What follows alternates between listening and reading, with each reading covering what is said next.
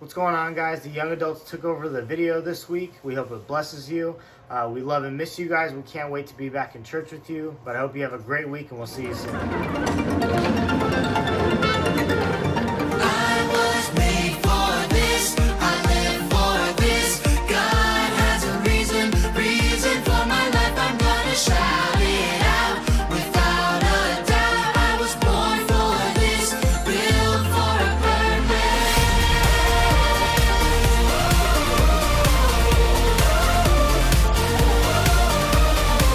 There is a God who made it all, everything we see.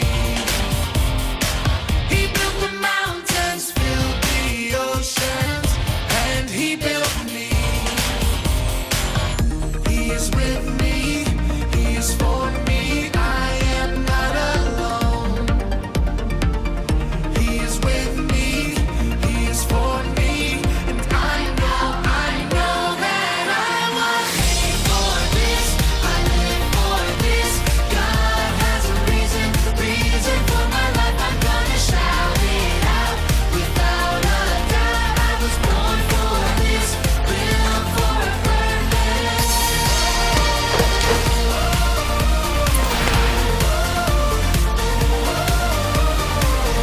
He is with me, He is for me. I am not alone. He is with me, He is for me. I am not alone. He is with me, He is for me. I am not alone. He is with me, He is for me, and I know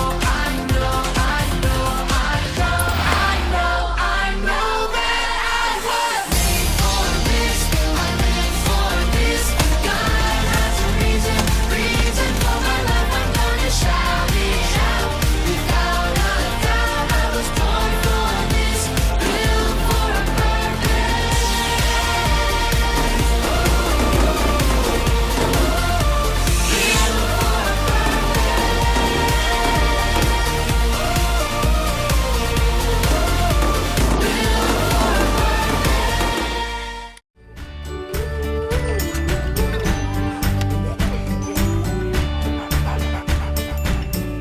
I can't help but feel a little down, a little worried when I look around. That's why my hope is in the Lord. I fix my eyes upon the God who gives, 'cause all I need is what I have in Him. That's why my hope is in the Lord. My hope is in the Lord. I belong to Him. He will never let me go. My hope is in the Lord. I can count on Him. My hope is in the Lord.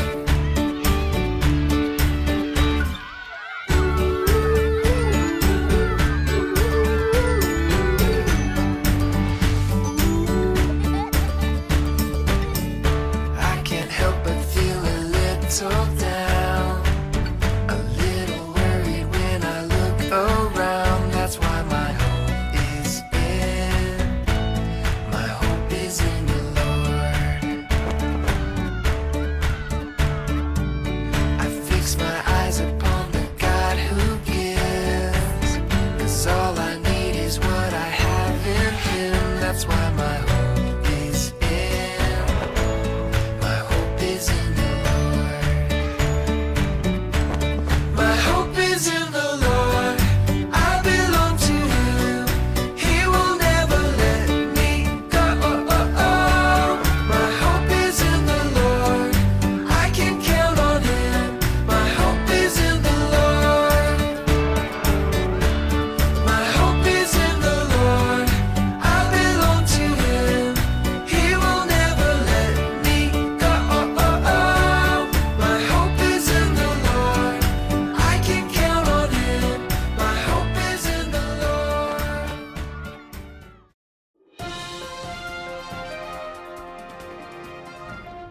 Good evening, America. I'm Carol Orkelgrew. Some unexpected events have taken place in the faraway mountains of our country. Jehu Mustafa, a young farm boy, has claimed to have seen some unexpected events over there, and no one seems to believe him. He is an actual eyewitness, but then again, no one seems to believe him. But you know what we always say here at Channel 7 is that the truth shall come out, and it came out. You know why? Because some actual footage recently resurfaced from out of nowhere to just prove that this little farm boy is not just crying wolf, but he actually saw what he says he saw. Do you see what I mean? And just to uncover this truth and bring down all these myths of this fake news that they claim this young boy is reporting is Channel 7's very own Robbie Stillwaters. First of all, thank you for being with us tonight, Jehu. Oh, you're welcome. How does it feel to know that the story that you've been telling all this time is finally going to be proven truth? If you want me to be honest, I'm super excited. Most people think I'm crazy where I come from, but they don't even know, dude. Like, this is real stuff, real life. Yeah, absolutely. Now, Jehu, why do you think the world has doubted your story for so long? Well, I'll tell you this. I think, man, honestly, that it's the government. Wow. Like, you know how they are with the UFO? Like how they act like it doesn't exist and everything else, but who knows? But this is next level intensity. I'm telling you what, bro. Like, when people find out what about all this, it's crazy, brother. Well, I don't know about the whole UFOs and all that, but we won't get into that now. That's another segment for another night. Okay. But what kind of relationship did you have with Gideon and his father Joash? Oh, Gideon, you know, he was alright. He was kind of like a sissy lala. You know what they say in my hometown, sissy lala? Kind of a wimp, you know, like always hid in caves, I think. But me and Joash, oh, bro, we go way back, like back in the day, like in the 1990s and everything else. Well, actually, you know, maybe a little bit later. But other than that, man, we go way back, bro. Wow, I didn't know that. I didn't know you guys were so close. Dude, he was like in my wedding, dog. Oh, wow. He was my best man. Well, let me ask you this, Jehu. Do you have any final words for the viewers out there that are going to be seeing this footage for the very first time ever? Yeah, you're welcome because your life is going to be changed. All right, let's roll the clip.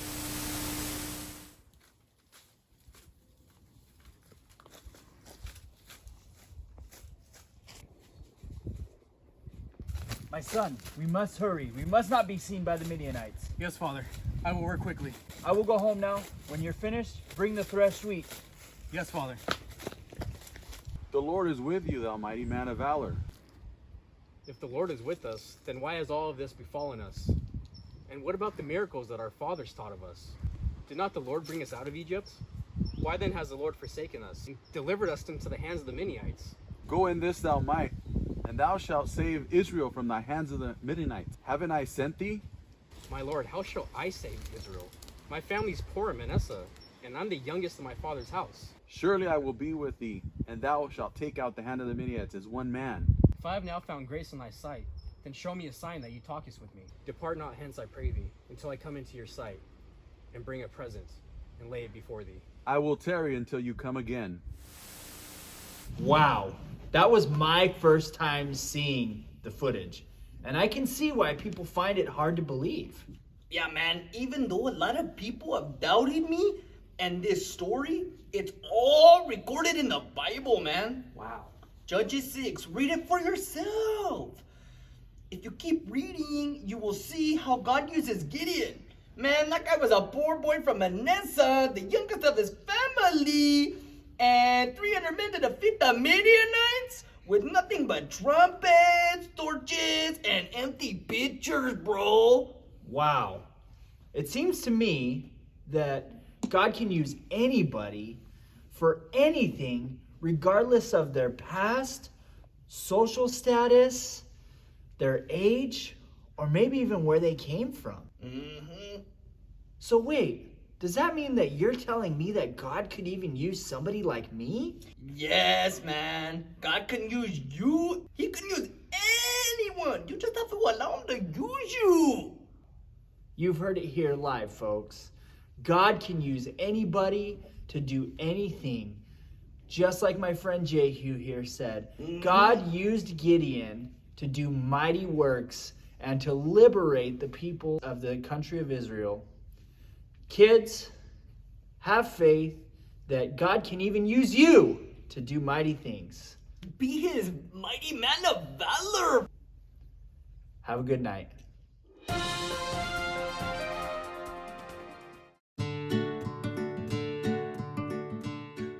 Hi, boys and girls. It's Teacher Judy. And Teacher Priscilla. Wasn't that such a great lesson that we learned about Gideon and his army? Yes, I love that story. Me too. It just shows us that God can use anybody. And this week's bag, we're going to be teaching you guys how to make a horn and a torch. So in your bag, you're going to have a piece of butcher paper. Hey kids, so the papers in your bags are actually going to look like this. I'm not sure what kind of shape this is, but after we filmed this, we decided that this shape was going to be better to make the cones. So in your bag, you're going to find a brown one, and the black one is going to be for the torch. Your little kazoo. And then if you have it at home, you can have a piece of tape and you can ask your parents to help you with this. It gets a little tricky. Yes, and if you don't have tape, you can use glue. Yeah. So first, you're gonna take your butcher paper and you're gonna make it into a cone. I get from one end to the other. But one end has to be like more pointier than the other, right? Yeah. Or not necessary. Yes. Like How did that? I get mine that way? Over here. Okay, so you need to make sure that you have a little hole at the bottom so we could put our kazoo in. So this one's gonna be a big hole and then this one's gonna be a small one. Like this? Yeah. Okay. And then we're gonna take our piece of tape and we're gonna take this piece right here and we're just gonna tape it down so it won't open. This should look something like this. Okay.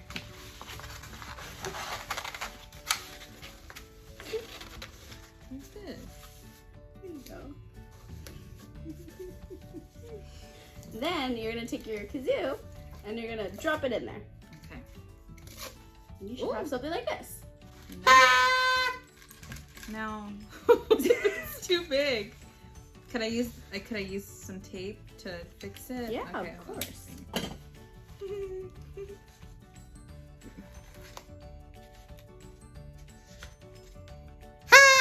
We got our horn. Nice. I'm gonna make a torch. In your bag, you're gonna have a sheet that looks somewhat like this, and these are gonna be your flames. So just go ahead and color them in, whatever color you want your flames to be.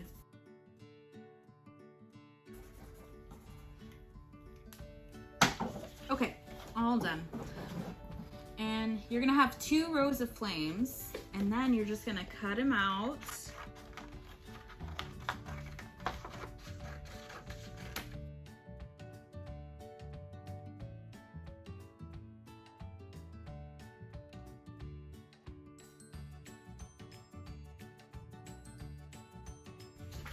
And then you're going to have a... Hey kids, it's me again. Now, here's the part where you're going to be using that black piece of paper that's shaped like this.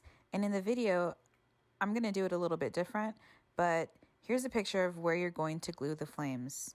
You're going to take one of your flames and glue it face down on one side of the square.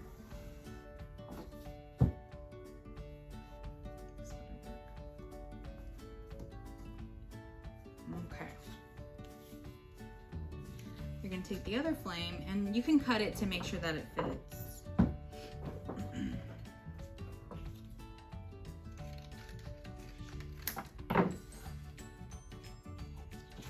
And you're gonna glue it on the other side of the square. So when your glue is done drying, just wrap the paper into a cone shape. And then you could use whatever you have, glue or tape. I'm gonna use tape. And just connect it. Again, you guys can get creative and use whatever you have, but here's a torch. So now that you have your torch And your horn. you can be a mighty boy Or girl. of valor.